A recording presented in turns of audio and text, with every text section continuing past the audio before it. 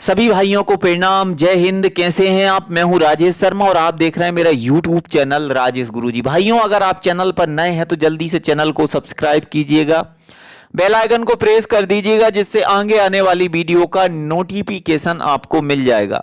अतिथि शिक्षक और ग्राम पंचायत में काम करने वाले रोजगार सहायक दोस्तों, ये रोजगार सहायकों की जो व्यवस्था की गई थी वो भी पूर्ण रूप से अस्थायी थी। और एक बार जब अतिथि शिक्षकों ने आंदोलन किया था तो शिक्षा मंत्री जी ने कहा था कि हम 3 महीने में कमेटी बनाकर रोजगार सहायक और अतिथि शिक्षकों को नियमितीकरण करेंगे। लेकिन रोजगार सहायकों का पद तो स्थायी है, लेकिन अतिथि शिक्षकों का पद अभी भी अस्थायी है दोस्तों, और ना अभी तक कमेटी बनी। और यहाँ पर बड़ा अपडेट जो GRS होते हैं पंचायत के, उनके लिए है, क्या ग्राम रोजगार सहायकों की तनख्वाह बढ़ेगी? यहाँ पर बड़ा अपडेट है दोस्तों। पूनम रावत, पत्रकार, बालाघाट मध्य प्रदेश से, और यहाँ पर पूरा अपडेट आपको बताऊंगा।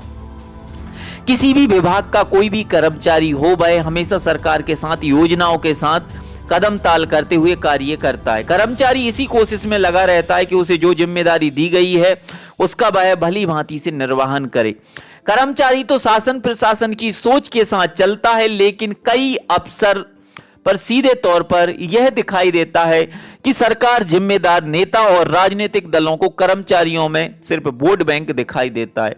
इन्हें कर्मचारियों के हितों में कोई लेना देना नहीं होता है।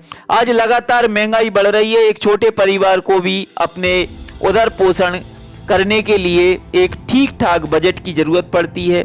आज मजदूर को भी एक बेहतर मजदूरी मिल रही है, लेकिन दूसरी तरफ ग्राम पंचायतों में सरकार की लाखों करोड़ों रुपए की योजनाओं का संचालन करने वाले मध्य प्रदेश के लगभग 23,000 ग्राम रोजगार सहायक पिछले कई वर्षों से मानदेय बढ़ाने की उम्मीद सिर्फ इंतजार कर रहे हैं। आश्चर्य है कि जो सरकार सबका साथ सबका विकास जोर शोर से दावा कर रही है, उसी के राज्य में कई विभाग के कर्मचारी जो संविदा या कम वेतन में कार्य कर रहे हैं सिर्फ शोषित हो रहे हैं। वर्तमान में प्रदेश के संविदा स्वास्थ्य कर्मी भी अपनी लंबित व महत्वपूर्ण मांगों को लेकर हड़ताल कर रहे हैं।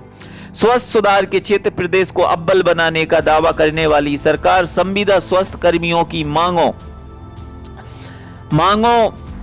पर रही है। सत्ता पाने के लिए लालित राजनीतिक दल विधायक या सांसद बनाने के लिए एड़ी चोटी का जोर लगा देते हैं। बड़े बड़े नेता जनता के बीच पहुंचकर तमाम तरह के वादे करते हैं। कर्मचारियों के हितों की बातें की जाती हैं, लेकिन मजदूर, किसान, बेरोजगार से उनके जीवन बदलने का संकल्प नेता करते हैं। लेकिन बदले में क्या मिलता है? सिर्फ झूठे वादे, कोरे आश्वासन और फर्जी भाषण। पिछले दिनों कुछ ग्राम रोजगार सहायकों से चर्चा हुई। उन्होंने बेबाकी से कहा कि अब उनका मन नौकरी करने का नहीं है। वजह साफ है कि जब महंगाई तेजी से बढ़ रही है तो रसोई से लेकर दिनचर्या की वस्तुएं या आवश्यक जरूरी चीजों के दाम आवश्यकता से अधिक बढ़ गए हैं। तब ऐसी स्थिति में क्या सिर्फ 9,000 के मानदेय में नौकरी कर पाना संभव है? और उस पर भी तमाम तरह का बोझ, तनाव, लोगों की शिकायतें, अफसरों के नखरे। कैसी GRS की नौकरी? एक जानकारी के मुताबिक हैदराबाद या नागपुर जैसे शहरों में कंस्ट्रक्शन क्षेत्र कार्य करने वाले मजदूर प्रतिदिन 700 से 1,000 रुपए तक का उससे ज्यादा कमा लेते हैं। वहीं दूसरी तरफ एक मजदूर से भी कम वेतन 9,000 रुपए रोजगार सहायकों को मिल रहा है। मतलब प्रतिदिन का मात्र 300 गजब तमाशा है साहब। पब्लिक सेक्टर की महत्वपूर्ण इकाई के रूप में ग्राम पंचायतों की विभिन्न योजनाओं का संचालन करने वाले ग्राम रोजगार सहायक सिर्फ शोषित हो रहे हैं दोस्तों। और नेता बंगले में बैठकर सत्ता का मजा ले रहे हैं। कई बार हम सोचते हैं कि सरकारी नौकरी है छोटी या बड़ी, आज नहीं तो कल तनख्वाह बढ़ेगी। अच्छे दिन आएंगे, मगर अच्छे दिन आम या गरीब आदमी के संविदा दैनिक वेतन भोगी या कम वेतन में काम करने वाले कर्मचारियों के नहीं आने वाले हैं।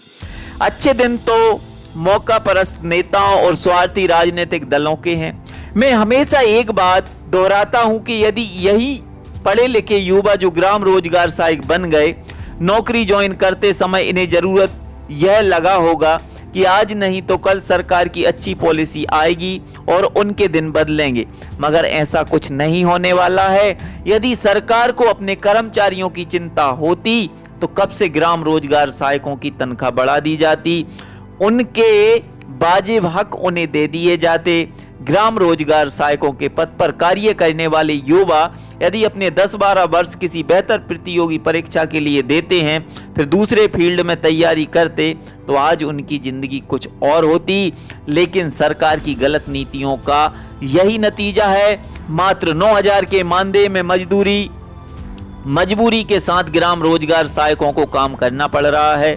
कुल मिलाकर फंडा यही है कि अपने अधिकारों को पाने के लिए सड़कों पर उतरकर आंदोलन करो। कुछ ना भी मिले तो कम से कम इस बात की तसल्ली तो जरूर मिलेगी कि हमने अपने अधिकारों को पाने के लिए लड़ाई लड़ी और हम मौन बनकर कभी तमाशाबीन बने नहीं रहे। खैर, आज हम उस दौर में हैं जब नेताओं या राजनीतिक दलों के चाटुकार बनने के लोगों में मूर्ति बनी हुई है। काश हम ईमानदारी और सच्चाई से नेताओं और राजनीतिक दलों के चरित्र का चिंतन कर पाते।